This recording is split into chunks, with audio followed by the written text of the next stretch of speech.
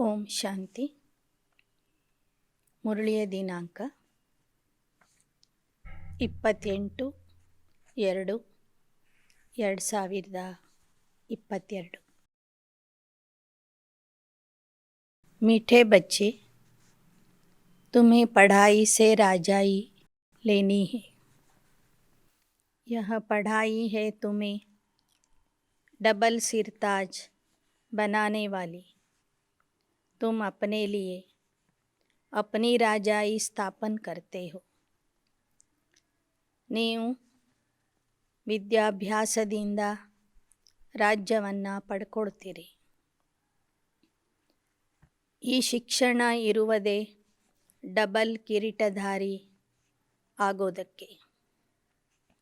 ನೀವು ನಿಮಗಾಗಿ ನಿಮ್ಮ ರಾಜ್ಯದ ಸ್ಥಾಪನೆ ಮಾಡ್ತಾ ಇದ್ದೀರಿ. प्रश्न: कौन सा कर्तव्य एक बाप का ही है जिसके लिए मनुष्य पुरुषार्थ तो बहुत करते लेकिन कर नहीं पाते? ಯಾವ ಕರ್ತವ್ಯ ಒಬ್ಬ ತಂದೆಯದೇ ಆಗಿದೆ. ಆ ಕರ್ತವ್ಯ ಅಥವಾ ಕೆಲಸ ಮಾಡೋದಕ್ಕಾಗಿ ಮನುಷ್ಯರು ಸಾಕಷ್ಟು ಪುರುಷಾರ್ಥ ಮಾಡ್ತಾರೆ, ಆದರೆ ಅವರಿಂದ ಆ ಕೆಲಸ ಆಗೋದಿಲ್ಲ. उत्तर: पीसलेस वर्ल्ड को पीसफुल बनाना यह काम केवल एक बाप का है. ಶಾಂತಿಹೀನ ಜಗತ್ತನ್ನು ಶಾಂತಿಪೂರ್ಣ ಜಗತ್ತನ್ನಾಗಿ ಮಾಡುವುದು ಒಬ್ಬ ತಂದೆಯ ಕೆಲಸ ಆಗಿದೆ. मनुष्य पुरुषार्थ करते सब मिलकर एक हो जाए, सारे विश्व में पीस हो. एक दो को पीस प्राइज भी देते हैं, परंतु उन्हें पता ही नहीं कि जब दुनिया में राम राज्य था तब पीस थी. अभी रावण राज्य है, यहाँ पीस हो ही नहीं सकती. ಮನುಷ್ಯರು ಪ್ರಯತ್ನ ಮಾಡ್ತಾರೆ ಎಲ್ಲರೂ ಒಂದಾಗಲಿ ಅಂತ. ಇಡೀ ಜಗತ್ತಿನಲ್ಲಿ ಶಾಂತಿ ನೆಲೆಸಲಿ ಅಂತ. ಶಾಂತಿಯ ಸಲುವಾಗಿ ಪರಸ್ಪರರಿಗೆ ಬಹುಮಾನನೂ ಕೊಡ್ತಾರೆ. ಆದರೆ ಅವರಿಗೆ ಗೊತ್ತಿಲ್ಲ, ಶಾಂತಿ ಕೇವಲ ರಾಮರಾಜ್ಯದಲ್ಲಿ ಇತ್ತು, ರಾವಣ ರಾಜ್ಯದಲ್ಲಿ शांति इरोदिल्ला. ओम शांति. बच्चों की दिल में आया कि पारलौकिक बाप आया है लेने के लिए, कहाँ ले जाएगा? शांति धाम. फिर क्या होगा? जिन्होंने अच्छी रीति पढ़ा है वह सुख धाम में आएंगे. आना है वाया मुक्ति धाम से. आत्मा समझती है बेहद का बाप सुख देने के लिए आया है. सारा दिन यह याद रह सकती है. जिन्हों को निश्चय नहीं वह यहाँ आ नहीं सकते. ಮಕ್ಕಳ ಮನಸ್ಸಲ್ಲಿ ಈ ವಿಚಾರ ಬಂದಿದೆ, ಪಾರಲೌಕಿಕ ತಂದೆ ನಮಗೆ ಬೇಹದ್ದಿನ ಸುಖ ಕೊಡೋದಕ್ಕಾಗಿ ಬಂದಿದ್ದಾರೆ. ಸುಖಧಾಮಕ್ಕೆ ಹೋಗುವ ಮೊದಲು ಶಾಂತಿಧಾಮಕ್ಕೆ ಕರ್ಕೊಂಡು ಹೋಗ್ತಾರೆ. ನಾವೆಲ್ಲರೂ ವಾಯಾ ಮುಕ್ತಿಧಾಮ ಸುಖಧಾಮಕ್ಕೆ ಹೋಗೋರಿದ್ದೇವೆ. ಇದನ್ನು ಇಡೀ ದಿನ ನಾವು ನೆನಪಿಟ್ಕೋಬೇಕು. ಪ್ರಯತ್ನ ಮಾಡಿದರೆ ನೆನಪು ಮಾಡಲಿಕ್ಕೆ ಸಾಧ್ಯವಿದೆ, ನೆನಪು ಇಟ್ಕೊಳ್ಳಿಕ್ಕೂ ಸಾಧ್ಯವಿದೆ. जिन्हों को निश्चय नहीं वह यहाँ आ नहीं सकते. तुम ईश्वरीय औलाद. बाबा भी समझते मैं बच्चों के सामने आया हुआ हूँ. बरोबर कल्प पहले भी पतित भ्रष्टाचारी दुनिया में आए थे. यहाँ सब भ्रष्टाचारी, वहाँ है सब श्रेष्ठाचारी, यथा राजा रानी तथा प्रजा। यह खेल है ईश्वरीय संप्रदाय और आसुरी संप्रदाय का. ಯಾರಿಗೆ ನಿಶ್ಚಯ ಇರ್ತದೆ ಅವರು ಇಲ್ಲಿಗೆ ಬರ್ತಾರೆ. ನಿಶ್ಚಯ ಇಲ್ಲದೇ ಇರುವವರು ಈ ಶಾಲೆಗೆ ಬರೋದಿಲ್ಲ. ನೀವೆಲ್ಲರೂ ಈಶ್ವರನ ಮಕ್ಕಳು. ಈಶ್ವರ ತಂದೆ ನಿಮ್ಮ ಸನ್ಮುಖದಲ್ಲಿ ಬಂದಿದ್ದಾರೆ. ಹಿಂದಿನ ಕಲ್ಪದಲ್ಲಿಯೂ ಸಹ ಪತಿತ ಭ್ರಷ್ಟಾಚಾರಿ ಜಗತ್ತಿನಲ್ಲಿ ಬಾಬಾ ಬಂದಿದ್ದರು ಮತ್ತು ಈ ಜಗತ್ತನ್ನು ಶ್ರೇಷ್ಠಾಚಾರಿ ಜಗತ್ತನ್ನಾಗಿ ಮಾಡಿದರು. ಆ ಶ್ರೇಷ್ಠಾಚಾರಿ ಜಗತ್ತಿನಲ್ಲಿ ರಾಜ ರಾಣಿ ಪ್ರಜೆಗಳು ಎಲ್ಲರೂ ಶ್ರೇಷ್ಠಾಚಾರಿ ಆಗಿರ್ತಾರೆ. यह खेल है ईश्वरीय संप्रदाय और आसुरी संप्रदाय का. ಈ ಆಟ ಈಶ್ವರೀಯ ಸಂಪ್ರದಾಯ ಮತ್ತು ಆಸುರಿ ಸಂಪ್ರದಾಯದ ಆಟ ಆಗಿದೆ. ಕಿಸನೆ ಯಹ ಸಬ ಖೇಲ ರಚಾಯ. ಇಂದಿನ ಗೀತೆ ಆಗಿದೆ, ಯಾರು ಈ ಅದ್ಭುತ ಆಟವನ್ನು ನಾಟಕವನ್ನು ರಚನೆ ಮಾಡಿದ್ದಾರೆ ಅಂತ. जब कोई गीत बजता है तो दिल में आना चाहिए बाबा ने हमको बहुत ऊंच बनाया है. ऐसे बाप की बहुत महिमा है. बाप भी ज़रूर ऊंचे ते ऊंचा है. कोई कुछ करते हैं तो उनकी महिमा होती है. फलाने धंधे में यह बड़ा अच्छा है, फलाना मनुष्य बड़ा होशियार है. हर कोई में गुण होते.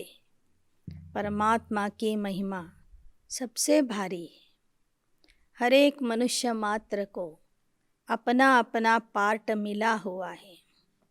ಬಾಬಾ ಹೇಳ್ತಾರೆ, ಯಾರಾದರೂ ಒಳ್ಳೆ ಕೆಲಸ ಮಾಡಿ ಹೋದರೆ ಅವರ ಮಹಿಮೆ ಮಾಡ್ತಾರೆ. ಕೆಲವರು ಉದ್ಯೋಗದಲ್ಲಿ ಮುಂದಿರ್ತಾರೆ, ಕೆಲವರು ಬುದ್ಧಿವಂತಿಕೆಯಲ್ಲಿ ಮುಂದಿರ್ತಾರೆ. ಅವರನ್ನು ಜನ ಹೊಗಳ್ತಾರೆ. ಒಬ್ಬೊಬ್ಬರಲ್ಲಿ ಒಂದೊಂದು ವಿಶೇಷತೆ ಗುಣ ಇರ್ತದೆ. ಆದರೆ ಎಲ್ಲ ವಿಶೇಷತೆಗಳು ಎಲ್ಲ ಗುಣಗಳು ಸಾಗರದ ಉಪಾಧಿಯಲ್ಲಿ ಇರುವುದು ಪರಮಾತ್ಮ ತಂದೆಯಲ್ಲಿ ಮಾತ್ರ. ಆದ್ದರಿಂದ ಅವನ ಮಹಿಮೆ ಎಲ್ಲರಕ್ಕಿಂತ ಜಾಸ್ತಿ ಇದೆ, ಅಪರಂಪಾರ ಇದೆ. ಪರಮಾತ್ಮ ಕೋ ಭಿ ಬಡೇತೆ ಬಡ ಪಾರ್ಟ್ ಮಿಲಾ ಹುವಾ ಹೈ. ಹೇಗೆ ಆತ್ಮರಿಗೆ ತಮ್ಮದೇ ಆದ ಪಾತ್ರ ಸಿಕ್ಕಿದೆಯೋ ಹಾಗೆ ಪರಮಾತ್ಮನಿಗೂ ಬಹಳ ದೊಡ್ಡ ಪಾತ್ರ ಸಿಕ್ಕಿದೆ. इस ड्रामा में बड़े मुख्य पार्टधारी कौन है? ತಂದೆಯ ನಂತರ ಈ ನಾಟಕದಲ್ಲಿ ಮುಖ್ಯ ಪಾತ್ರಧಾರಿಗಳು ಯಾರು ಅಂತ ಕೇಳ್ತಾರೆ ಬಾಬಾ. कौरव और पांडव दोनों को भाई भाई दिखाते हैं. फिर उस तरफ दिखाते बड़े बड़े भीष्म पितामह अश्वत्थामा आदि. यह सब विद्वानों पंडितों के नाम है. ಈ ಸೃಷ್ಟಿ ನಾಟಕದಲ್ಲಿ ಮುಖ್ಯ ಪಾತ್ರಧಾರಿಗಳು ಅಂದರೆ ಕೌರವರು ಮತ್ತು ಪಾಂಡವರು. ಅವರಿಬ್ಬರು ಸೋದರರು ಅಂತಲೂ ತೋರಿಸಿದರೆ, ಕೌರವರ ಪಕ್ಷದಲ್ಲಿ ಭೀಷ್ಮ ಪಿತಾಮಹ ಅಶ್ವತ್ಥಾಮ ದೊಡ್ಡ ದೊಡ್ಡ ಆಚಾರ್ಯರು ಸಹ ಭಾಗವಹಿಸಿದ್ರು ಅಂತ ಬರೆದಿದ್ದಾರೆ. ಇವೆಲ್ಲ ವಿದ್ವಾನ ಪಂಡಿತರ ಹೆಸರುಗಳು ಆಗಿವೆ ಅಂತ ಬಾಬಾ ಹೇಳ್ತಾರೆ. अब विद्वान थोड़े ही युद्ध के मैदान में लड़ाई करेंगे, लौ नहीं. ವಾಸ್ತವಿಕವಾಗಿ ವಿದ್ವಾನ ಪಂಡಿತರು ಏನಿರ್ತಾರೆ ಅವರು ಯುದ್ಧದ ಮೈದಾನಕ್ಕೆ ಹೋಗಿ ಯುದ್ಧ ಮಾಡೋದಿಲ್ಲ, ಅದು ಕಾಯ್ದೆನೇ ಇಲ್ಲ. ಆದರೆ ಮಹಾಭಾರತ ಯುದ್ಧದಲ್ಲಿ ಅವರೆಲ್ಲರನ್ನೂ ಸಹ ಯುದ್ಧದಲ್ಲಿ ಭಾಗಿಯಾಗಿರೋದನ್ನು ತೋರಿಸಿದ್ದಾರೆ. ಅವರೆಲ್ಲರೂ ಯುದ್ಧ ಮಾಡಿದರು ಅಂತ ಬರೆದಿದ್ದಾರೆ. ಅದು ಸುಳ್ಳಾಗಿದೆ. झूठी काया झूठी माया, रावण झूठ और राम सत्य बताते हैं. परमात्मा को ही सत्य कहते हैं। God is truth. ಸುಳ್ಳು ಮಾಯೆ, ಸುಳ್ಳು ಕಾಯೆ. ರಾವಣ ಸುಳ್ಳು ಹೇಳ್ತಾನೆ, ರಾಮ ಸತ್ಯ ಹೇಳ್ತಾನೆ. ರಾಮ ಅಂದ್ರೇ ನಿರಾಕಾರ ಪರಮಾತ್ಮ. ಪರಮಾತ್ಮನಿಗೆ ಸತ್ಯ ಅಂತ ಹೇಳ್ತಾರೆ, ಸತ್ಯವೇ ಪರಮಾತ್ಮ ಅಂತಲೂ ಹೇಳಿಬಿಟ್ರು. गॉड है ही एक, बाकी जो रचयिता और रचना के बारे में समझाते हैं वह सब झूठ है. ಪರಮಾತ್ಮ ಒಬ್ಬನೇ, ಅವನೇ ಸತ್ಯ. ಅವನು ಹೇಳೋದು ಮಾತ್ರ ಸತ್ಯ. ಉಳಿದ ಮನುಷ್ಯರು ರಚಯಿತ ಮತ್ತು ರಚನೆಯ ಬಗ್ಗೆ ಏನೆಲ್ಲ ತಿಳಿಸ್ತಾ ಇದ್ದಾರೋ ಅದು ಸುಳ್ಳಾಗಿದೆ. ಯ ಸಬ್ ಜ್ಞಾನ ಕಿ ಬಾತೆ ಹೇ, ಇವೆಲ್ಲ ಜ್ಞಾನದ ಮಾತುಗಳಾಗಿವೆ. ವಹ ಬಾಪ್ ಆಕರ್ ಸಮझाते. ಜ್ಞಾನದಲ್ಲಿ ಸತ್ಯ ಯಾವುದು ಅಸತ್ಯ ಯಾವುದು ಅಂತ ಬಾಬನೇ ಬಂದು ತಿಳಿಸ್ತಾರೆ. भारत का गीता ज्ञान तो प्राय लोप हो गया है. बाकी आटे में नमक मिसल कुछ निशानियाँ हैं. बाप कहते मैं आकर बच्चों को वेदों शास्त्रों का सार समझाता हूँ. गीता है मुख्य, जिसमें भगवान वाच्य है. ಬಾಬಾ ಹೇಳ್ತಾರೆ, ಭಾರತದ ಸತ್ಯ ಜ್ಞಾನ ಅಂದರೆ ಗೀತಾ ಜ್ಞಾನ ಪ್ರಾಯ ಲೋಪ ಆಗಿಬಿಟ್ಟಿದೆ. ಭಕ್ತಿ ಮಾರ್ಗದ ಭಗವದ್ಗೀತೆಯಲ್ಲಿ ಅಲ್ಲಿ ಇಲ್ಲಿ ಸ್ವಲ್ಪ ಮಾತ್ರ ಸತ್ಯ ಉಳಿದಿದೆ. ಬಾಬಾ ಹೇಳ್ತಾರೆ, ನಾನು ಸಂಗಮ ಯುಗದಲ್ಲಿ ಬಂದು ಎಲ್ಲ ವೇದ ಶಾಸ್ತ್ರಗಳ ಸಾರನೆ ನಿಮಗೆ ತಿಳಿಸಿಕೊಡ್ತೀನಿ. ಭಗವದ್ಗೀತೆಯೇ ಮುಖ್ಯವಾಗಿದೆ. ಗೀತೆಯಲ್ಲಿ ಮಾತ್ರ ಭಗವಾನ ವಾಚ್ಯ ಇದೆ. ಉಳಿದ ಎಲ್ಲ ಗ್ರಂಥಗಳಲ್ಲಿ ಮನುಷ್ಯರ ವಾಚ್ಯ ಇದೆ ಅಥವಾ ಮನುಷ್ಯರು ಬರೆದಿರುವಂತಹ ಕಥೆಗಳಿವೆ. तुमने श्री कृष्ण भगवान का नाम लिख दिया, परंतु बाप समझाते जिसको तुम भगवान कहते हो वह सत्ययुग का फर्स्ट प्रिंस है. ಭಗವಾನ ವಾಚ್ಯ ಭಗವದ್ಗೀತೆಯಲ್ಲಿ ಇದೆ, ಆದರೆ ಅದರ ಹಿಂದೆ ಕೃಷ್ಣ ಭಗವಾನ ವಾಚ್ಯ ಅಂತ ಏನು ಸೇರಿಸಿದ್ದಾರೆ ಅದು ತಪ್ಪಾಗಿದೆ. ಯಾರಿಗೆ ಭಾರತೀಯರು ಭಗವಂತ ಪರಮಾತ್ಮ ಅಂತ ತಿಳ್ಕೊಂಡಿದ್ದಾರೆಯೋ ಆ ಶ್ರೀಕೃಷ್ಣ ಸತ್ಯಯುಗದ ಪ್ರಥಮ ರಾಜಕುಮಾರ ಆಗಿದ್ದಾನೆ. ವಹ ಪಹಲೆ ಮೇರೆ ಸೆ ವಿದಾಯಿ ಲೇಕರ್ ಮುಕ್ತಿಧಾಮ್ ಸೆ ಆಯಾ ಥಾ, ಸತ್ಯಯುಗ ಕಾ ಪ್ರಿನ್ಸ್ ಬನ. ಆ ಶ್ರೀಕೃಷ್ಣ ಮೊದಲು ನನ್ನಿಂದ ಅಗಲಿ ಸತ್ಯಯುಗಕ್ಕೆ ಬರ್ತಾನೆ, ರಾಜಕುಮಾರ ಆಗ್ತಾನೆ. अच्छा श्री कृष्ण की इतनी महिमा है, उनका बाप भी तो होगा, जैसा बाप वैसा बच्चा. श्री कृष्ण के बाप की महिमा कहाँ गई? उसने किससे वर्षा लिया? श्री कृष्ण है सत्ययुग के आदि का. ಪ್ರಥಮ ರಾಜಕುಮಾರನಾದಂತಹ ಶ್ರೀಕೃಷ್ಣನಿಗೆ ಅಷ್ಟೊಂದು ಮಹಿಮೆ ಇದೆ ಅಂದರೆ ಅವನ ತಂದೆಗೂ ಅಷ್ಟೇ ಮಹಿಮೆ ಇರಬೇಕಲ್ಲವ. ಆದರೆ ಅವನ ತಂದೆ ತಾಯಿಗಳ ಮಹಿಮೆನೇ ಇಲ್ಲ ಅಂತ ಹೇಳ್ತಾರೆ ಬಾಬಾ. ಸ್ವಯಂವರ್ ಬಾದ್ ಲಕ್ಷ್ಮೀ ನಾರಾಯಣ್ ಬನೆ ಹೇ, ಕಿತನೆ ಧನ್ವಾನ್ ಥೆ, ಇತನಾ ಧನ್ ಉನ್ಹೋಂಕೆ ಪಾಸ್ ಕಹಾ ಆಯಾ. ಮೊದಲನೇ ಶ್ರೀಕೃಷ್ಣನ ಪುರುಷಾರ್ಥ ಅವರ ತಂದೆ ತಾಯಿಯ ಪುರುಷಾರ್ಥದಕ್ಕಿಂತ ಜಾಸ್ತಿ ಇರ್ತದೆ. ಆದ್ದರಿಂದ ಶ್ರೀಕೃಷ್ಣನ ಮಹಿಮೆ ಅಪಾರ ಆಗಿದೆ ವಿನಃ ಅವನ ತಂದೆ ತಾಯಿಗಳ ಮಹಿಮೆ ಇಲ್ಲ ಅಂತ ಹೇಳ್ತಾರೆ ಬಾಬಾ. ಶ್ರೀಕೃಷ್ಣನೇ ಸ್ವಯಂವರದ ನಂತರ ಲಕ್ಷ್ಮೀನಾರಾಯಣ ಆಗ್ತಾನೆ. ಎಷ್ಟೊಂದು ಸಿರಿವಂತ ಆಗಿರ್ತಾನೆ.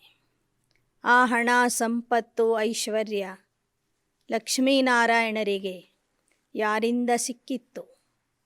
इस समय तो कुछ भी नहीं. क्या हुआ? इतने पदार्थ कहाँ से और कैसे मिले, किसने दिया? तुम बच्चे जानते हो, बेहद के बाप ने पढ़ाया।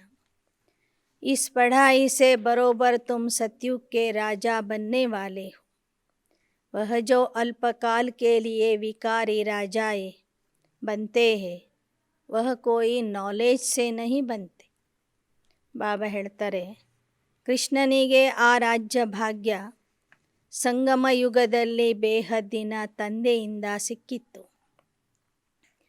ನಂತರದ ರಾಜರು, ವಿಕಾರಿ ರಾಜರು ವಿದ್ಯಾಭ್ಯಾಸದಿಂದ ಪುರುಷಾರ್ಥದಿಂದ ರಾಜ ಆಗೋದಿಲ್ಲ. दान पुण्य करने से वह साहूकार घर में जन्म लेते. ದ್ವಾಪರ ಯುಗದ ನಂತರ ಬರುವಂಥ ರಾಜರು ದಾನ ಪುಣ್ಯದ ಆಧಾರದಿಂದ ರಾಜ ಆಗ್ತಾರೆ. ಸತ್ಯತ್ರೇತಾಯುಗದ ರಾಜರು ಸಂಗಮ ಯುಗದ ವಿದ್ಯಾಧ್ಯಯನದಿಂದ ವಿದ್ಯಾಭ್ಯಾಸದಿಂದ ರಾಜ ಆಗ್ತಾರೆ. तो तुम पढ़ाई से राजा महाराजा बनते हो, सो भी डबल सिरताज. ನೀವು ಇಲ್ಲಿಯ ಅಭ್ಯಾಸದಿಂದ ಶಿಕ್ಷಣದಿಂದ ರಾಜ ಮಹಾರಾಜ ಆಗ್ತಿರಿ, ಅದು ಡಬಲ್ ಕಿರೀಟಧಾರಿಗಳು ಆಗ್ತಿರಿ. कहते हैं सब कुछ करके अपने आप को छिपाया. तुम जो बच्चे हो, जानते हो बाप ने राज्य दिया था, बड़े सुखी थे. देवताओं का पूजन कितना अच्छा होता है. पूजन देखना हो तो श्रीनाथ द्वारे जाओ. ಇದರಲ್ಲಿ ಪರಮಾತ್ಮನ ಪಾತ್ರ ಎಷ್ಟೊಂದು ಅದ್ಭುತ ವಿಶಿಷ್ಟವಾಗಿದೆ. ಆ ತಂದೆ ಮಕ್ಕಳಿಗೆ ಎಲ್ಲವನ್ನೂ ಕೊಟ್ಟು ತಾನು ಬಚ್ಚಿ ಇರ್ತಾನೆ, ಪರಮಧಾಮಕ್ಕೆ ಹೋಗಿಬಿಡ್ತಾನೆ, ತನಗೆ ತಾನು ಬಚ್ಚಿ ಇಟ್ಕೊಳ್ತಾನೆ.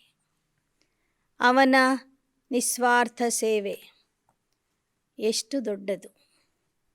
ಬಾಬಾ ನಮಗೆ ರಾಜ್ಯ ಭಾಗ್ಯ ಕೊಡ್ತಾರೆ, ಸದಾ ಸುಖಿಯನ್ನಾಗಿ ಮಾಡ್ತಾರೆ. ಆ ದೇವತೆಗಳನ್ನು ಜನ ಎಷ್ಟೊಂದು ಪೂಜೆ ಮಾಡ್ತಾರೆ. ದೇವತೆಗಳ ಪೂಜೆ, ಕೃಷ್ಣನ ಪೂಜೆ ನೋಡಬೇಕಾದ್ರೆ ಶ್ರೀನಾಥ ದ್ವಾರೆಗೆ ಹೋಗಬೇಕು ಅಂತ ಬಾಬಾ ಹೇಳ್ತಾರೆ.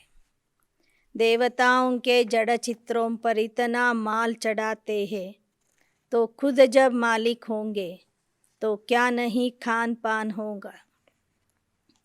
ದೇವತೆಗಳ ಜಡಮೂರ್ತಿಗಳ ಮುಂದೆ 56 ಪ್ರಕಾರದ ಪಕ್ವಾನ್ನಗಳನ್ನು ಮಾಡಿ ನೈವೇದ್ಯ ಇಡ್ತಾರೆ, ಭೋಗ ಇಡ್ತಾರೆ. ಜಡಮೂರ್ತಿಗಳಿಗೆ ಅಷ್ಟೊಂದು ವೆರೈಟಿ ಮಾಡಿ ಅರ್ಪಿಸ್ತಾರಂದರೆ ಅವರು ಸ್ವತಃ ಈ ವಿಶ್ವದ ಮಾಲೀಕ ಆಗಿ ಇರುವಾಗ ಯಾವ ಥರ ಊಟ ಮಾಡ್ತಿರ್ಬೋದು, ಯಾವ ಥರ ಇದ್ದಿರ್ಬೋದು. ನೈ ದುನಿಯಾ ಹೇನ, ನೈ ಖೇತಿ ಮಾಲ್ ಅಚ್ಚಾ ದೇತಿ, पुरानी होने से ताकत कम हो जाती. तुम बच्चों ने साक्षात्कार किया है, बाप समझाते हैं, ऐसे था ना, फिर क्या हुआ. ಸತ್ಯಯುಗದಲ್ಲಿ ಪ್ರಕೃತಿ ಹೊಸದಾಗಿರ್ತದೆ, ಭೂಮಿ ಹೊಸದಿರ್ತದೆ, ಒಳ್ಳೆಯ ಆಹಾರ ಕೊಡ್ತದೆ, ಒಳ್ಳೆಯ ಫಲ ಕೊಡ್ತದೆ. ನಿಧಾನಕ್ಕೆ ಪ್ರಕೃತಿ ಹಳೆದಾಗ್ತದೆ, ಅದರಲ್ಲಿ ಇರುವ ಶಕ್ತಿನೂ ಕಡಿಮೆ ಆಗ್ತದೆ. तुम बच्चों ने साक्षात्कार किया है, बाप समझाते, क्या हुआ. तुम्हारे ऊपर 5 विकारों रूपी माया आकर चटकी और तुम काटे बनते गए. ಬಾಬಾ ಸತ್ಯಯುಗದ ಸಾಕ್ಷಾತ್ಕಾರನು ಮಕ್ಕಳಿಗೆ ತೋರಿಸಿದ್ದಾರೆ. ಬಾಬಾ ಕೇಳ್ತಾರೆ, ಇಷ್ಟೆಲ್ಲ ನಾನು ನಿಮಗೆ ಸುಖ, ಶಾಂತಿ, ಸಂಪತ್ತು ಎಲ್ಲವನ್ನೂ ಕೊಟ್ಟಿದ್ದೆ, ಅದನ್ನು ಹೇಗೆ ಕಳ್ಕೊಂಡ್ರಿ, ಏನಾಯಿತು. 5 ವಿಕಾರ ರೂಪಿ ಮಾಯೆ ಬಂದು ನಿಮ್ಮನ್ನು ಅಂಟ್ಕೊಂಡು ಬಿಡ್ತು ದ್ವಾಪರ ಯುಗದಿಂದ. ಅಂದಿನಿಂದ ನೀವು ಮುಳ್ಳಾಗಿ ಬಿಟ್ರಿ. ಬಬುಲ್ ಕಾ ಝಾಡ್ ಹೋತಾ ಹೈ, ಉಸ್ಮೇ ಕಾಂಟೆ ಬಹುತ್ ಹೋತೆ, ಉಸ್ಕೋ ಕಹಾ ಜಾತಾ ಕಾಂಟೋಂ ಕಾ ಜಂಗಲ್. इस समय एक एक मनुष्य कांटा है, काम कटारी चलाते रहते। माया के चटकने से रावण राज्य हो गया। तुम हो गुप्त वेश में, किसको भी पता नहीं। ಬರ್ತಾ ಬರ್ತಾ ನೀವು ಜಾಲಿ ಮುಳ್ಳು ಆಗಿಬಿಡ್ತೀರಿ. ಕೊನೆಗೆ ಈ ಜಗತ್ತು ಸಹ ಮುಳ್ಳಿನ ಕಾಡಾಗ್ತದೆ. ಇಲ್ಲಿಯ ಒಬ್ಬೊಬ್ಬ ಮನುಷ್ಯನೂ ಸಹ ಮುಳ್ಳಾಗಿದ್ದಾನೆ. ಪರಸ್ಪರರಿಗೆ ಚುಚ್ತಾ ಇದ್ದಾನೆ. ಕಾಮವಿಕಾರದಲ್ಲಿ ಹೋಗುವುದು ಅಂದರೆ ಪರಸ್ಪರರಿಗೆ ಚುಚ್ಚುವುದು ಅಥವಾ ದುಃಖ ಕೊಡುವುದು. ಮಾಯೆ ನಿಮ್ಮನ್ನು ಅಂಟ್ಕೊಳ್ತದೆ. ಅಂದಿನಿಂದ ರಾವಣ ರಾಜ್ಯ ಪ್ರಾರಂಭವಾಗ್ತದೆ. ಈಗ ನೀವು ಗುಪ್ತ ವೇಷದಲ್ಲಿ ಇರ್ತಕ್ಕಂತಹ ದೇವತೆಗಳಾಗಿದ್ದೀರಿ, ಯಾರಿಗೂ ಗೊತ್ತಿಲ್ಲ. ಅಬ್ ಕಲ್ಪ ಪಹಲೆ ಮುವಾಫಿಕ್ श्रीमत पर चल रहे हो. तुम हो अननोन, अपने को जानते हो, दुनिया नहीं जानती. ನೀವು ಗುಪ್ತ ವೇಷದಲ್ಲಿ ಇರ್ತಕ್ಕಂತಹ ಸೈನಿಕರು. ನಿಮ್ಮ ಪರಿಚಯ ನಿಮಗೆ ಮಾತ್ರ ಗೊತ್ತಿದೆ ವಿನಃ ಜಗತ್ತಿಗೆ ಗೊತ್ತಿಲ್ಲ ಅಂತ ಬಾಬಾ ಹೇಳ್ತಿದ್ದಾರೆ. ಯಾ ಶಿವಶಕ್ತಿಯ गुप्त रीति योग बल से अपनी दैवी राजाई स्थापन कर रही. तुम हर एक अपनी बादशाही लेने का पुरुषार्थ करते. ಜಗತ್ತಿಗೆ ಗೊತ್ತಿಲ್ಲ. ಈ ಶಿವಶಕ್ತಿಯರು ಬ್ರಹ್ಮಕುಮಾರಿಯರು, ಬ್ರಹ್ಮಕುಮಾರರು ಯೋಗ ಬಲದಿಂದ ದೈವಿ ರಾಜ್ಯದ ಸ್ಥಾಪನೆ ಮಾಡ್ತಾ ಇದ್ದಾರೆ ಅಂತ. वह सिपाही लोग लड़ते हैं अपने बादशाह के लिए, परंतु तुम अपने लिए सब कुछ करते हो. ಹೊರಗಿನ ಸೈನಿಕರು ದೇಶಕ್ಕಾಗಿ ಯುದ್ಧ ಮಾಡ್ತಾರೆ, ರಾಜನ ಸಲುವಾಗಿ ಯುದ್ಧ ಮಾಡ್ತಾರೆ. ಆದರೆ ನೀವು ಮಕ್ಕಳು ನಿಮ್ಮ ಸಲುವಾಗಿ ಯುದ್ಧ ಮಾಡ್ತೀರಿ. भारत को ही गोल्डन एज बनाते. जो जो बनाते हैं वह आकर फिर राज्य करें. ಭಾರತವನ್ನು ನೀವು ಸುವರ್ಣದ ಭಾರತವನ್ನಾಗಿ ಮಾಡ್ತೀರಿ. ಸುವರ್ಣ ಯುಗದಲ್ಲಿ ಪರಿವರ್ತನೆ ಮಾಡ್ತೀರಿ. ಯಾರ್ಯಾರು ಈ ಕಾರ್ಯದಲ್ಲಿ ಸಂಪೂರ್ಣ ಸಹಯೋಗ ಕೊಡ್ತಾರೆ ಅವರೇ ಮುಂದೆ ಆ ರಾಜ್ಯವನ್ನು ಆಳ್ತಾರೆ. तुम भारत की गुप्त सेवा करते हो. जो करेंगे वही फल पाएंगे. जो मेहनत करेंगे राजा रानी प्रजा वही बनेंगे. ಎಷ್ಟು ನೀವು ಸೇವೆ ಮಾಡ್ತೀರಿ ಅಷ್ಟೇ ನಿಮಗೆ ಫಲ ಸಿಗ್ತದೆ. ಎಷ್ಟು ಪರಿಶ್ರಮ ಪಡ್ತೀರಿ ಅಷ್ಟೇ ನಿಮಗೆ ರಾಜ ರಾಣಿ ಪ್ರಜಾ ಪದವಿ ಸಿಗ್ತದೆ. तुम्हारी यहाँ है शिवशक्ति पांडव सेना. पांडव अक्षर पंडे पर है. ಸಂಗಮ ಯುಗದಲ್ಲಿ ನೀವೆಲ್ಲರೂ ಶಿವಶಕ್ತಿ ಪಾಂಡವ ಸೈನಿಕರಾಗಿದ್ದೀರಿ. ಪಾಂಡವ ಎಂಬ ಅಕ್ಷರ ಶಬ್ದ ಪಂಡ ಎಂಬ ಶಬ್ದದಿಂದ ಬಂದಿದೆ. ಪಂಡ ಅಂದರೆ ಮಾರ್ಗದರ್ಶಕ. बाप कहते मुख्य रूहानी पंडा मैं हूँ. पांडवों में मेल्स भी है तो फीमेल्स भी है. ಪ್ರವೃತ್ತಿ ಮಾರ್ಗ ಹೇನ. ನೀವೆಲ್ಲ ಪಾಂಡವರಿಗೆ ಲೀಡರ್ ನಾನಾಗಿದ್ದೀನಿ. ಮುಖ್ಯ ಆತ್ಮಿಕ ಮಾರ್ಗದರ್ಶಕ ನಾನಾಗಿದ್ದೀನಿ. ನಾನೇ ನಿಮ್ಮನ್ನು ಪಾಂಡವರನ್ನಾಗಿ ಮಾಡಿದ್ದೀನಿ. ಈ ಪಾಂಡವ ಸೇನೆಯಲ್ಲಿ ಪುರುಷರು ಇದ್ದಾರೆ, ಸ್ತ್ರೀಯರು ಇದ್ದಾರೆ. ಯಾಕೆ ಅಂದರೆ ಇದು ಪ್ರವೃತ್ತಿ ಮಾರ್ಗ ಆಗಿದೆ. बाकी लड़ाई की बात नहीं. शास्त्रों में क्या क्या लिखा है, कितने नाम दिखाए हैं. बाप बैठ समझाते. यह सब ड्रामा की नूंद है. ಬಾಬಾ ಹೇಳ್ತಾರೆ ಇಲ್ಲಿ ಸ್ಥೂಲ ಯುದ್ಧದ ಮಾತೇ ಇಲ್ಲ. ಆದರೆ ಶಾಸ್ತ್ರಗಳಲ್ಲಿ ಏನೆಲ್ಲ ಬರೆದಿಟ್ಟಿದ್ದಾರೆ. ಕೌರವರು ಮತ್ತು ಪಾಂಡವರ ಹೆಸರುಗಳನ್ನು ಎಷ್ಟು ವಿಚಿತ್ರವಾಗಿ ಬರೆದಿದ್ದಾರೆ. ಆದರೆ ಅದು ಸಹ ನಾಟಕದಲ್ಲಿ ಅದೇ ಥರ ನಿಗದಿಯಾಗಿತ್ತು ಅಂತ ಹೇಳ್ತಾರೆ ಬಾ. ತುಮ್ ಈಶ್ವರೀಯ ಸಂಪ್ರದಾಯ ಕೆ ಹೇ, ವಹ ಆಸುರಿ ಸಂಪ್ರದಾಯ. ಪಾಂಡವರು ಈಶ್ವರೀಯ ಸಂಪ್ರದಾಯದವರು, ಕೌರವರು ಅಂದರೆ ಆಸುರಿ ಸಂಪ್ರದಾಯದವರು. हम ईश्वर की औलाद हैं. ईश्वर कौन है? वह निराकार शिव है, ಬ್ರಹ್ಮ नहीं. ನಾವು ಈಗ ಈಶ್ವರನ ಮಕ್ಕಳಾಗಿದೆ. ಈಶ್ವರ ಯಾರು? ನಿರಾಕಾರ ಶಿವನೇ ಈಶ್ವರ. ಬ್ರಹ್ಮ ಬಾಬಾ ಈಶ್ವರ ಅಲ್ಲ.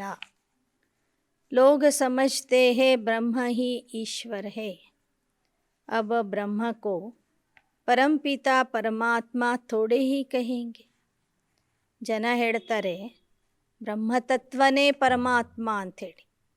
ಬಾಬಾ ಹೇಳ್ತಾರೆ ತತ್ವ ಅಥವಾ ಮನೆಗೆ ಪರಮಾತ್ಮ ಅಂತ ಹೇಳಲಿಕ್ಕೆ ಆಗುತ್ತೇನೋ.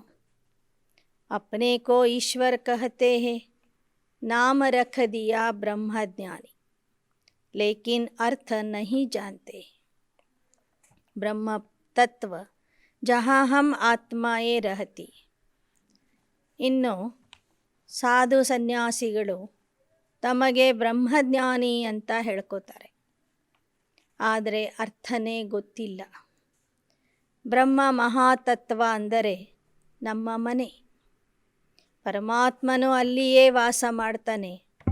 ನಾವೆಲ್ಲರೂ ಸಹ ಅದೇ ಮನೆಯಲ್ಲಿ ವಾಸ ಮಾಡ್ತೀವಿ.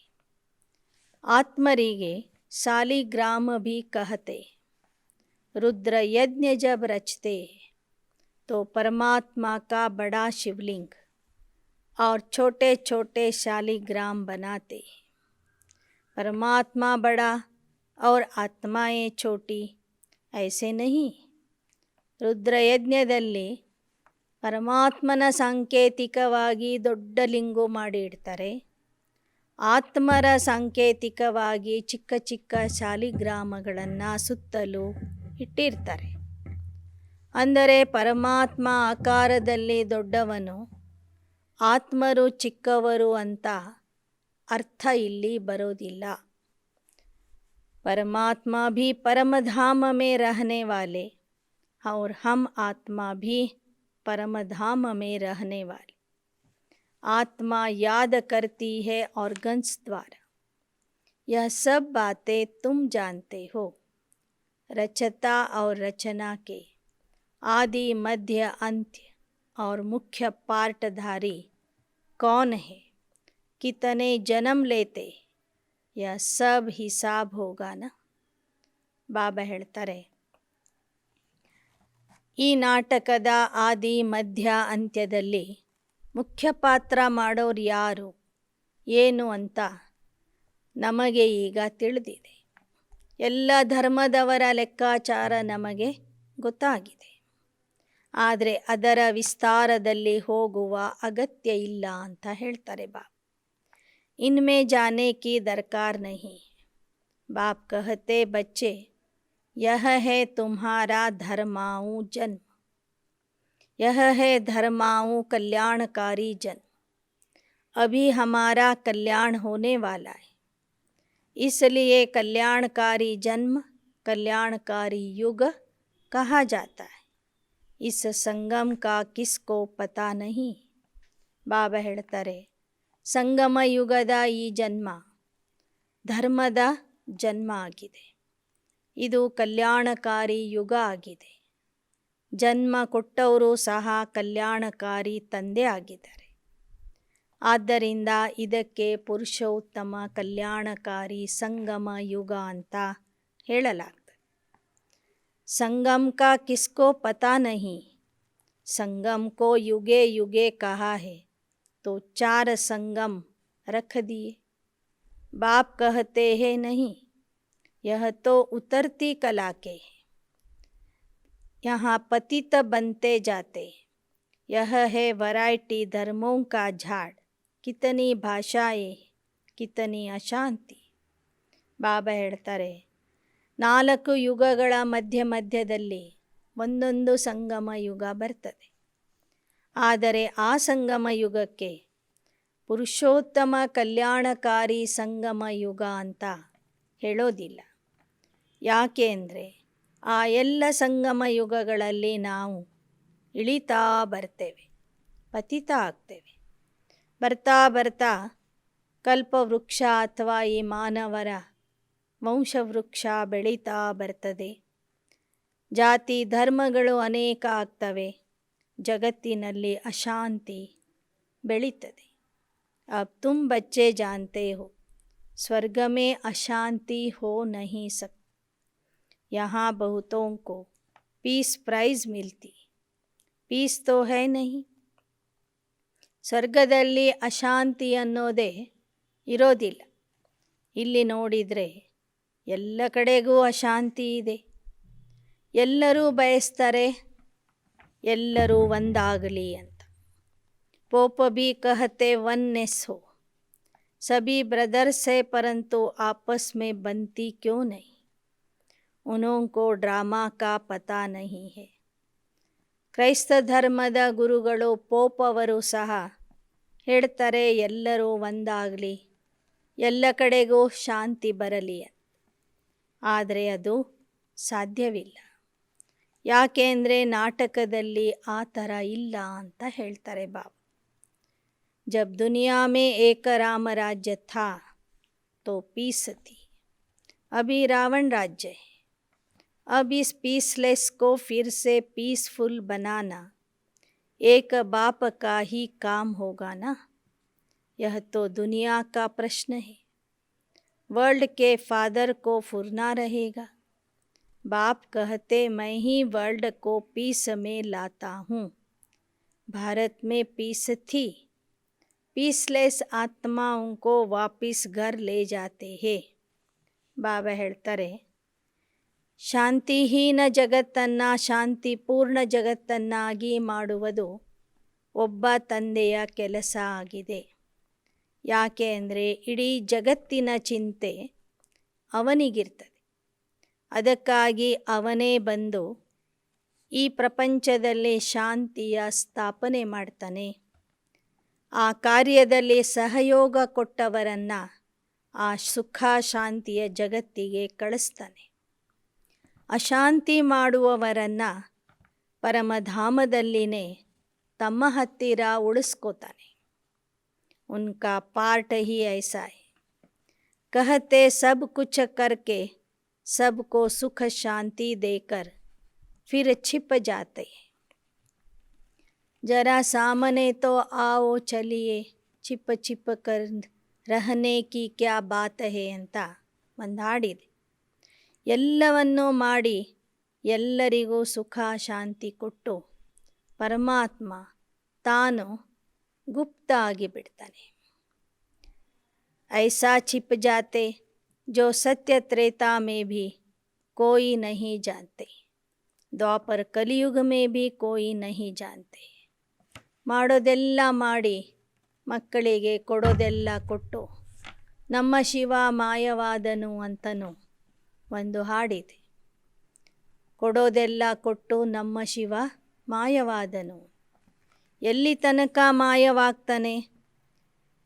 ಮುಂದಿನ ಸಂಗಮ ಯುಗ ಬರೋ ತನಕನೂ ಅದೃಶ್ಯವಾಗಿ ಬಿಡ್ತಾನೆ. जब तक खुद न आकर अपना परिचय दे देवताएं भी नहीं जानते. अपनी आत्मा को जानते, बाकी रचयिता को नहीं जानते.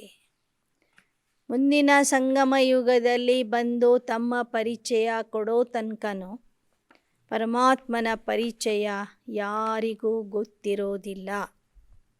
ದೇವತೆಗಳಿಗೆ ಸ್ವಲ್ಪರ ಮಟ್ಟಿಗೆ ಆತ್ಮಜ್ಞಾನ ಇರ್ತದೆ. ಆದರೆ ರಚಯಿತನಾದ ಪರಮಾತ್ಮನ ಜ್ಞಾನ ಅವರಿಗೂ ಗೊತ್ತಿರೋದಿಲ್ಲ. ಬಾಪ್ कहते यह नॉलेज प्राय लोप हो जाती. इतने जो मंदिर शास्त्र आदि बने हैं सब खत्म हो जाने. इसलिए बाप कहते भक्ति की एक चीज़ भी नहीं रहती. ಸತ್ಯತ್ರೇತಾಯುಗದಲ್ಲಿ ಭಕ್ತಿಯ ಒಂದು ಚಿಹ್ನೆನೂ ಇರೋದಿಲ್ಲ ಅಂತ ಹೇಳ್ತಾರೆ ಬಾಬಾ. इसलिए मुझे एक बाप को याद करो सबसे ममत्व मिटाओ. ಆದ್ದರಿಂದ ಬಾಬಾ ಹೇಳ್ತಾರೆ, ನನ್ನೊಬ್ಬನನ್ನೇ ನೆನಪು ಮಾಡ್ರಿ, ಎಲ್ಲರಿಂದ ಮಮತ್ವ ತೆಗೆದುಹಾಕಿರಿ. ಸನ್ಯಾಸಿ ಐಸೆ ಕಹ ನ ಸಕೆ. ಸನ್ಯಾಸಿಗಳು ಈ ಥರ ಹೇಳೋದಿಲ್ಲ. ಅವರದ್ದಾಗಿದೆ ನಿವೃತ್ತಿ ಮಾರ್ಗ.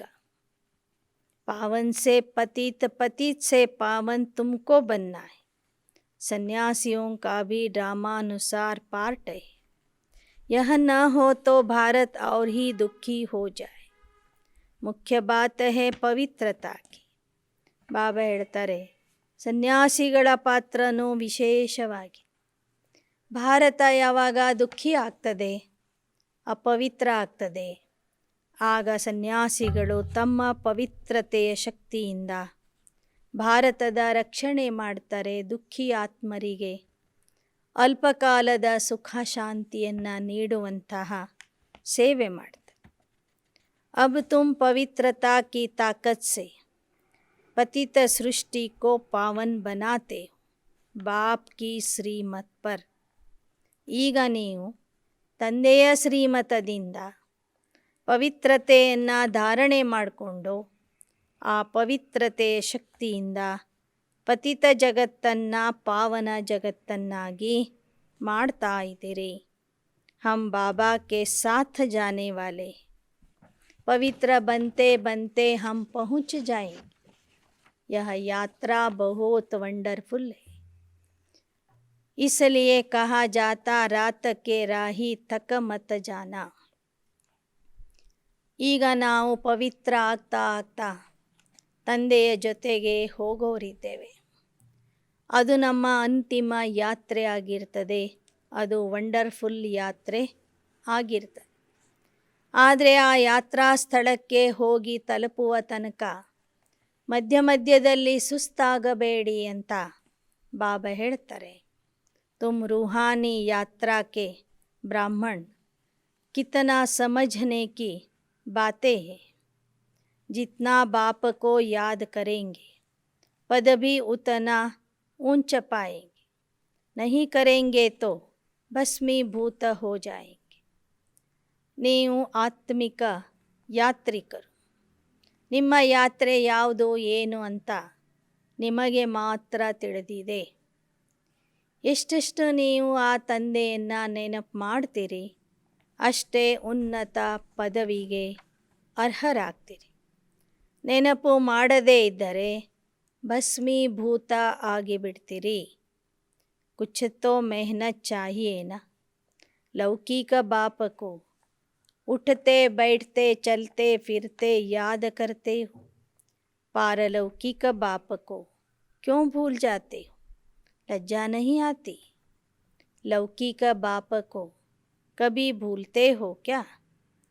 पारलौकिक बाप जिससे स्वर्ग का वर्षा मिलता है उनको भूल जाते तो वर्षा भी भूल जाएगा, फिर क्या पद पाएंगे?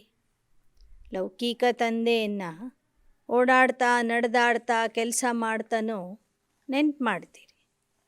ಪಾರಲೌಕಿಕ ತಂದೆ ಯಾರು ನಿಮಗೆ ಸ್ವರ್ಗದ ಆಸ್ತಿ ಕೊಡ್ತಾ ಇದ್ದಾರೆ ಅವನನ್ನು ಯಾಕೆ ಮರಿತೀರಿ? ಅವನನ್ನು ಮರೆಯೋದು ಅಂದರೆ ಆಸ್ತಿಯನ್ನು ಮರೆಯೋದು ಅಥವಾ ಆಸ್ತಿಯನ್ನು ಕಳ್ಕೊಳ್ಳೋದಾಗಿದೆ. इसलिए बाप युक्ति से बतलाते, सदा याद रखो बाबा आया कि आया. हमको अब यह शरीर भी नहीं चाहिए. मीठी नॉलेज है, देने वाला भी मीठा है. सब दुखों से छुड़ाते, अगर हमारी मत पर चलेंगे तो मैं तुम्हारा बाप हूँ ना. फिर क्यों कहते हो कि बाबा हम भूल जाते? ಬಾಬಾ ಹೇಳ್ತಾರೆ, ನೀವು ನನ್ನ ಮತದಂತೆ ನಡೆದರೆ ಮಾತ್ರ ನಿಮ್ಮನ್ನು ಎಲ್ಲ ದುಃಖಗಳಿಂದ ಬಿಡಿಸ್ತೀನಿ. ಯಾಕೆ ಅಂದರೆ ನಾನು ನಿಮ್ಮ ತಂದೆ ಆಗಿದ್ದೀನಿ. ಆದರೂ ನೀವು ಹೇಳ್ತೀರಿ ಬಾಬಾ ನಿಮ್ಮನ್ನು ಮರಿತೀವಿ ಅಂತ. क्या मुझे बाप को याद नहीं कर सकते? मैं तुम्हें डबल सिरताज बनाऊंगा. ನನ್ನಂಥ ತಂದೆಗೆ ನೀವು ನೆನಪು ಮಾಡಲಿಕ್ಕಾಗಲ್ವಾ? ನಾನು ನಿಮಗೆ ಡಬಲ್ ಕಿರೀಟಧಾರಿಯನ್ನಾಗಿ ಮಾಡ್ತಾ ಇದ್ದೀನಿ. बच्चे कहते हैं हाँ बाबा याद करेंगे, फिर कहते हो भूल गया. ಬಾಬಾ ತಿಳಿಸಿಕೊಟ್ಟಾಗೆಲ್ಲ ಆಯಿತು ಬಾಬಾ ಇನ್ನು ಮುಂದೆ ಮರೆಯೋದಿಲ್ಲ ಅಂತ ಹೇಳ್ತೀರಿ. ಮತ್ತೆ ಹೇಳ್ತೀರಿ ಬಾಬಾ ನಿಮ್ಮನ್ನು ಮರೆತುಬಿಟ್ವಿ ಅಂತ. ಎಷ್ಟು ಆಶ್ಚರ್ಯ. इतना स्वर्ग का वर्षा मिलता है और तुम भूल जाते हो. ತಂದೆಯಿಂದ ನಿಮಗೆ ಇಂಥ ದೊಡ್ಡ ಆಸ್ತಿ ಸಿಗ್ತಾ ಇದೆ, ಅಂಥ ತಂದೆಗೆ ನೀವು ಮರೀತೀರಿ. ಅಚ್ಚ, ಎಂತಹ ಆಶ್ಚರ್ಯದ ವಿಚಾರ ಇದು. मीठे मीठे सिकिलदे बच्चों प्रति मात पिता बाप दादा का याद प्यार. Good morning. रूहानी बाप की रूहानी बच्चों को नमस्ते. रूहानी बच्चों की रूहानी बाप दादा को याद प्यार, गुड मॉर्निंग और नमस्ते नमस्ते नमस्ते. धारणा के लिए मुख्य सार. धारणೆಗಾಗಿ मुख्यांशಗಳು. बाप की श्रीमत और पवित्रता की ताकत से इस पतित सृष्टि को पावन बनाने की सेवा करनी. अपने लिए अपना राज्य स्थापन करना है. ತಂದೆಯ ಶ್ರೀಮತ ಮತ್ತು ಪವಿತ್ರತೆಯ ಶಕ್ತಿಯಿಂದ ಈ ಪತಿತ ಸೃಷ್ಟಿಯನ್ನು ಪಾವನ ಮಾಡುವಂತಹ ಸೇವೆ ಮಾಡಬೇಕು. ತಮ್ಮ ಸಲುವಾಗಿ ತಮ್ಮ ರಾಜ್ಯದ ಸ್ಥಾಪನೆ ಮಾಡಬೇಕು. 2. पारलौकिक बाप जो मीठे ते मीठा है, जिससे स्वर्ग का वर्षा मिलता है, उसे निरंतर याद करना है. योग बल से अपनी राजाई लेनी. ಪಾರಲೌಕಿಕ ತಂದೆ ಯಾರು ಮಧುರಾತಿ ಮಧುರ ಆಗಿದ್ದಾರೆ, ಯಾರಿಂದ ಮಕ್ಕಳಿಗೆ ಸ್ವರ್ಗದ ಆಸ್ತಿ ಸಿಗ್ತದೆ, ಅಂತಹ ತಂದೆಗೆ ನಾವು ನಿರಂತರವಾಗಿ ನೆನಪು ಮಾಡಬೇಕು. ಆ ನೆನಪಿನ ಬಲದಿಂದ ಅಥವಾ ಯೋಗ ಬಲದಿಂದ ತಮ್ಮ ರಾಜ್ಯವನ್ನು ನಾವು ಪಡೆಯಬೇಕು. वरदान. हर बोल द्वारा जमा का खाता बढ़ाने वाले आत्मिक भाव और शुभ भावना संपन्न भव. ಪ್ರತಿಯೊಂದು ಶಬ್ದದ ಮೂಲಕ ಆತ್ಮಿಕ ಜಮಾ ಖಾತೆಯನ್ನು ವೃದ್ಧಿ ಮಾಡಿಕೊಳ್ಳುವಂಥ, ಬೆಳೆಸಿಕೊಳ್ಳುವಂತಹ ಆತ್ಮಿಕ ಭಾವ ಮತ್ತು ಶುಭ ಭಾವನೆಯಿಂದ ಸಂಪನ್ನ ಆಗಿರಿ. बोल से भाव और भावना दोनों अनुभव होती. ಶಬ್ದದ ಮೂಲಕ ನಮ್ಮ ಭಾವ ಏನಿದೆ ಮತ್ತು ಭಾವನೆ ಏನಿದೆ ಅನ್ನೋದು ಜನರಿಗೆ ಅನುಭವ ಆಗಿಬಿಡ್ತದೆ. अगर हर बोल में शुभ व श्रेष्ठ भावना आत्मिक भाव है तो उस बोल से जमा का खाता बढ़ता है.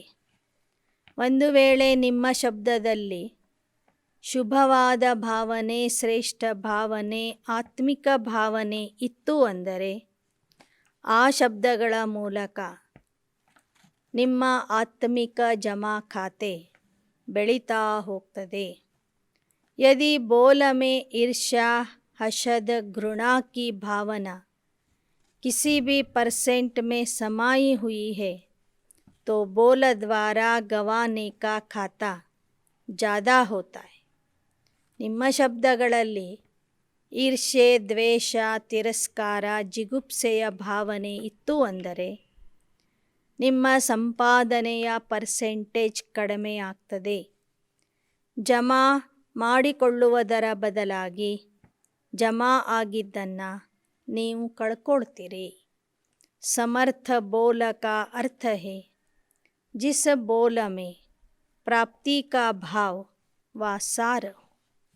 ಸಮರ್ಥ ಶಬ್ದಗಳ ಅರ್ಥ ಆಗಿದೆ, ನಿಮ್ಮ ಶಬ್ದಗಳಿಂದ ಜನರಿಗೆ ಪ್ರಾಪ್ತಿಯಾಗಬೇಕು, ನಿಮಗೂ ಪ್ರಾಪ್ತಿಯಾಗಿರಬೇಕು.